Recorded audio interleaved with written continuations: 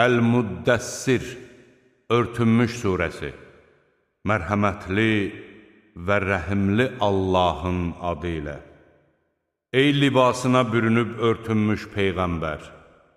Qalx və insanları xəbərdar et. Təkcə Rəbbini uca tut. Geyimini təmiz saxla. Pis şeyləri tərk et. Yaxşılığı təmənna məqsədi ilə etmə. Rəbbin üçün səbr et. Sur üfürülürkən çətin bir gün olacaq. Həmin gün kafirlərə asan olmayacaqdır. Məni yaratdığım kimsə ilə tək burax. Mən ona bolluca var-dövlət bağışladım. Qayğısına qalan oğullar verdim və onu hər cür imkanlarla təmin etdim. Bunlara baxmayaraq, o, yenə də əlavə etməyimi arzulayır. Xeyr, çünki o, ayələrimizi inadla inkar edir. Mən onu sərt bir yoxuşa sürükləyəcəyəm. Çünki o, fikirləşərək qərara gəldi. Ona ölüm olsun.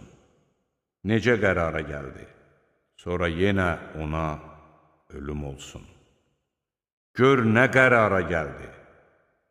Sonra o nəzər saldı.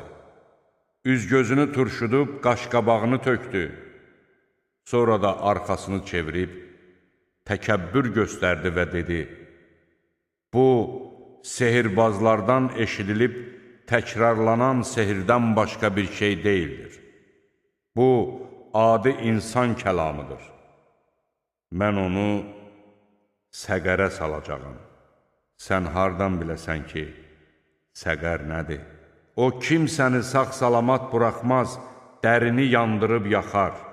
Onun üzərində 19 gözətçi mələk vardır.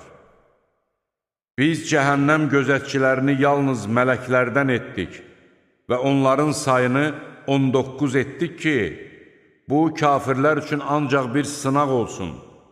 Özlərinə kitab verilənlər yəqinlik hasil etsinlər. İman gətirənlərin imanı artsın. Kitab verilənlər və möminlər haqqa şübhə etməsinlər və qəlblərində xəstəlik olanlar və kafirlər Allah bu məsəllə nə demək istəyir desinlər.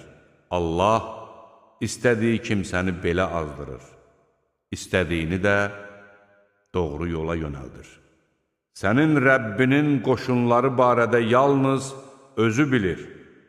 Bu, bəşəriyyət üçün ancaq bir xatırlatmadır.